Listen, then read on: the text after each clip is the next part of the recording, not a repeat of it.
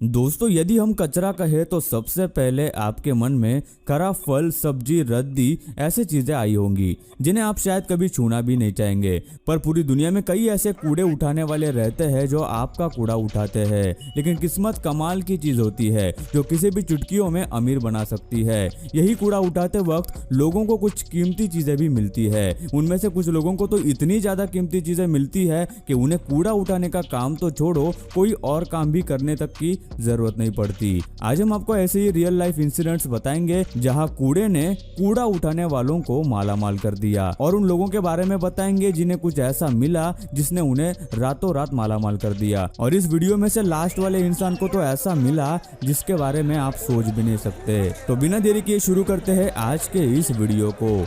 बहुत सारी बड़ी कंपनियों को कभी कभी नोटों को तबाह करना होता है उनके खुद के प्राइवेट रीजंस की वजह से, और ऐसा करने के लिए वो उन्हें श्रेडर मशीन में डालते हैं जो बाद में दूसरे सफाई वालों द्वारा उठाया जाता है, जिन्हें वो बाद में जला देते हैं, जिसे पल्वराइजिंग भी कहा जाता है। 2012 में ऐसा ही एक जापानीज कर्मचारी बहुत सारी बड़ी कंपनियों से रद्दी उठा रहा था जो कि बाद में जला दिए जाने वाले थे, और उसने उस दिन के सारे बैग्स को गाड़ी में से निकाला और उसने देखा कि कई सारे बैग्स में नोटों के छोटे छोटे टुकड़े किए हुए थे, लेकिन उनमें से एक बैग में सारा पैसा वैसा का वैसा ही था। शायद वो उन कंपनी वालों से छूट गया होगा। उस बैग में रखे हुए नोटों की कीमत लगभग 90 लाख के बराबर थी। पर यह बात शायद आपको चौंका देगी कि उस कर्मचारी ने वो पैसे खुद को रखने के बजाय किसके है ये ढूंढना शुरू कर दिया। उसने ये बात पुलिस को भी बता दी, पर पुलिस भी उन्हें ढूंढ नहीं पाई। शायद इन पैसों के मालिक को सामने आना ही नहीं था। इसका मतलब है कि सफाई करने वाले को सारा पैसा रखने को मिलेगा।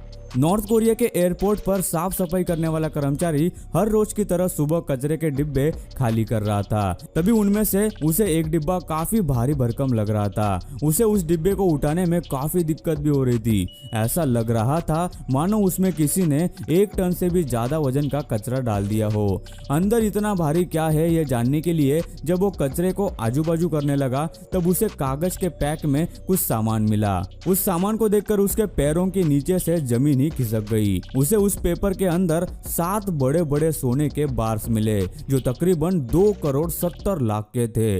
इसमें कोई डाउट नहीं है कि ये काफी बड़ी रकम है, पर इससे एक सवाल सामने आता है कि आखिर क्यों कोई इतने महंगे सोने को कचरे में यूं ही फेंक देगा। आपको क्या लगता है ये हमें कमेंट करके जरूर बताइएगा। अच्छी बात यह है कि कोई भी उस सोने को लेने आगे नहीं आया, और पुलिस ने भी ये घोषित कर दिया कि वो किसी क्राइम से ताल्लुक नहीं रखता, इसलिए वो सफाई कर्मचारी उस सोने को खुद रख सकता है। पर मैं ये दावे से कह सकता हूँ कि वो अभी एयरपोर्ट पर कचरे के डिब्बे खाली नहीं कर रहा होगा।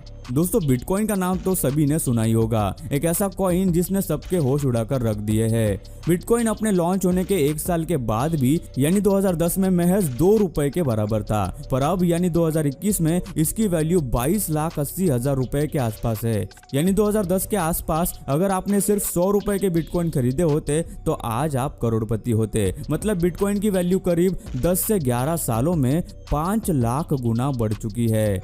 क्रिस्टोफर कोच नाम के एक शख्स ने 2009 में ही जब बिटकॉइन लॉन्च हुआ था तभी लगभग $27 के बिटकॉइन खरीद लिए थे। उस वक्त उन $27 के उसे 5000 बिटकॉइन मिले, और वो उनके बारे में भूल भी गया क्योंकि उसने बिटकॉइन को काफी हल्के में ले लिया था। लेकिन 2013 में बिटकॉइंस की वैल्यू अचानक से कुछ ज्यादा ही बढ़ गई और मीडिया में हर तरफ इसकी चर्चा होने लगी। तब क्रिस्टोफर को याद आया कि उसने भी कुछ बिटकॉइंस खरीदे थे। उसने जब साइट पे लॉगिन किया तो उसने देखा कि उसके पास 1-2 नहीं बल्कि 5000 बिटकॉइंस पड़े हुए हैं और उनकी वैल्यू लगभग 6 करोड़ 64 लाख रुपए हो गई थी। उसने केवल 2000 रुपए के बिटकॉइन खरीदे थे और 4 साल में इन बिटकॉइंस ने उसे करोड़पति बना दिया।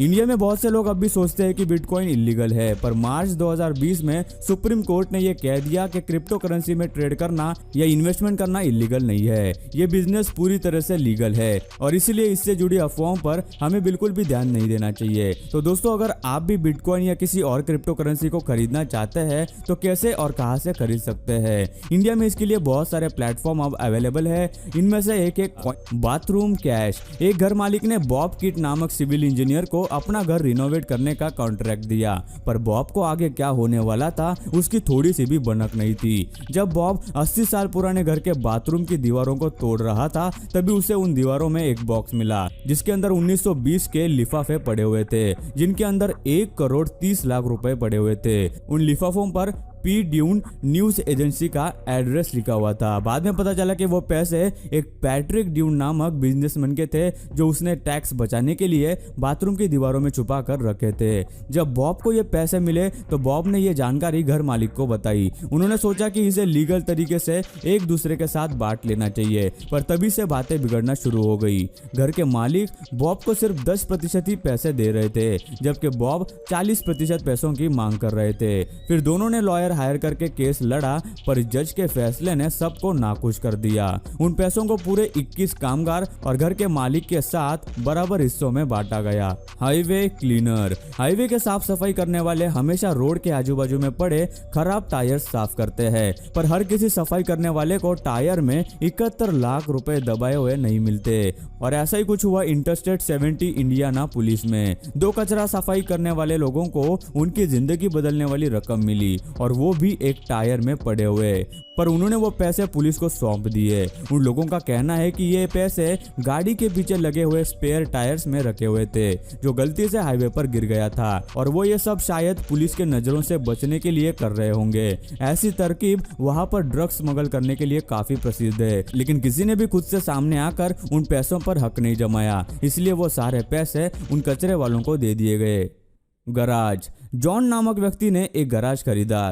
वो गराज काफी बुरी हालत में था, इसलिए उसे लगा कि वो काफी कम कीमत में उसे मिल जाएगा, पर उसे उसके लिए 75,000 रुपए भरने पड़े। पर आगे उसके लिए क्या इंतजार कर रहा था ये शायद उसे भी पता नहीं था। बेचे जाने से पहले वो गराज एक बूढ़ी महिला का था। उस गराज के अंदर जॉन को काफी सारे पुराने सिक्के मिले जो काफी दुर्मिल थे, और उस गराज में कई सारे चांदी के बार्स भी थे। वो डिब्बे इतने भारी थे कि उन्हें उठाने के लिए जॉन को 3 आदमियों को लाना पड़ा। यह गराज जॉन को एक ऑक्शन में मिला था जो कि अमेरिकन ऑक्शनर द्वारा रखा गया था।